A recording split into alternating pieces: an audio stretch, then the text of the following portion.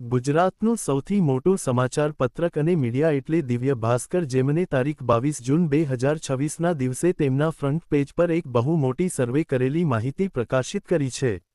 ગુજરાતના ઇતિહાસમાં કદાચ પહેલીવાર એવું બન્યું છે કે રાજ્યના 50 સૌથી પ્રભાવશાળી વ્યક્તિત્વ એક જ દિવસે, એક જ મંચ પર અને એક જ અખબારના પાના પર સાથે આવ્યા છે. ઉદ્યોગ, શિક્ષણ, રમતગમત, અધ્યાત્મ, કળા, વહીવટ અને જાહેર જીવનના આ ચહેરાએ માત્ર ગુજરાત જ નહીં, દેશની દિશા ઘડવામાં પણ મહત્વપૂર્ણ ભૂમિકા ભજવી છે. આ 50 વ્યક્તિત્વને એકસાથે લાવવું સહેલું નહોતું. દિવ્ય ભાસ્કરે આ અનોખી પહેલને સાકાર કરવા માટે સતત 50 દિવસ સુધી પ્રયત્નો કર્યા. પહેલા પસંદગી, પછી સંવાદ, ત્યારબાદ વિશ્વાસનું નિર્માણ અને અંતે એક અનોખા વિચાર પર સહમતિ. આ પ્રયત્નોનું પરિણામ છે આ વિશેષાંક, જેમાં 25 પ્રભાવશાળી વ્યક્તિએ અન્ય 25 પ્રભાવશાળી વ્યક્તિત્વોના એવા અજાણ્યા, અણકહ્યા અને પ્રેરણાદાયી પાસાં રજૂ કર્યા છે, જે જાહેર મંચ પર ભાગ્યે જ ક્યારેય સામે આવ્યા હોય.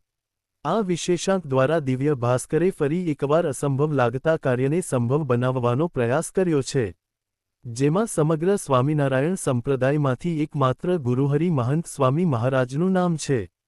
અને તેના વિશે રામકથાકાર મોરારી બાપુએ કહ્યું કે, મારે બ્રહ્મલીન પ્રમુખ સ્વામી બાપાનો ઘણો અનુભવ રહ્યો.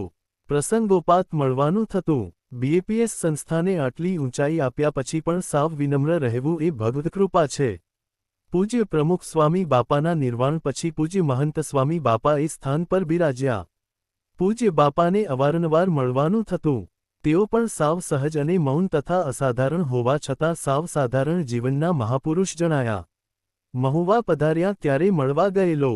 ખૂબ જ પ્રેમથી બધાને મળે અને ખબર અંતર પૂછે, શુભ ભાવના પ્રગટ કરે. આવા મહાપુરુષ વિશે કંઈ લખવું, પરંતુ કોઈ પણ મહાપુરુષ લખવા જોઈએ એટલે કે જાણી લેવા જોઈએ. એમના વિશે કલમથી શું લખી શકાય? આ બહાને પૂજ્ય મહંત સ્વામી બાપાને યાદ કરવાનો અવસર મળ્યો એનો આનંદ. પૂજ્ય બાપાને પ્રણામ. દિવ્ય ભાસ્કર અખબારના આ વિચાર માટે અભિનંદન. સર્વભૂત હિતાય, સર્વભૂત સુખાય અને સર્વભૂત પ્રીતાય. જે સદપ્રવૃત્તિ થાય એ માટે મારી સદૈવ પ્રસન્નતા અને પ્રભુ પ્રાર્થના. હવે આપણે વાત કરીએ કે ગુજરાતમાં તો સ્વામિનારાયણ સંપ્રદાયનો દબદબો છે. આ સંપ્રદાયનું તો ગુજરાત ઘર કહેવાય.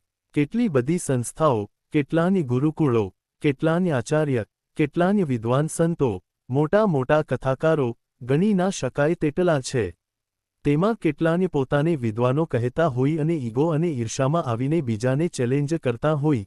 અમુક સંપ્રદાયમાં બની બઠેલા આચાર્ય પણ પોતાને ઓરિજિનલ કહીને પોતાનું રાહુલ ગાંધીનું પપ્પુપણું દર્શાવતા હોય છે. એક બાજુ વાત એવી કરતા હોય કે આ સંસારમાં જે કંઈ થઈ રહ્યું છે અને થાય છે તેના સર્વકર્તાહર્તા ભગવાન સ્વામિનારાયણ છે, તેમની ઈચ્છાથી જ બધું ચાલે છે, બાકી આપણેથી સૂકું પાંદડું પણ હલે તેમ નથી. જ્યારે બીજી બાજુ આ અને ઈર્ષાવૃત્તિના ભાવનાથી બીજી સંસ્થાની નિંદા કરતા હોય છે. અને આવી નિંદા કરનારા આચાર્ય અને સંતોની સામે બેઠેલા ભક્તો તાળીઓ પાડતા હોય છે. હવે આટલા બધા સ્વામિનારાયણના સંતો અને આચાર્યો છે તો પણ તેમાં એકમાત્ર મહંત સ્વામી મહારાજનું જ નામ આવ્યું.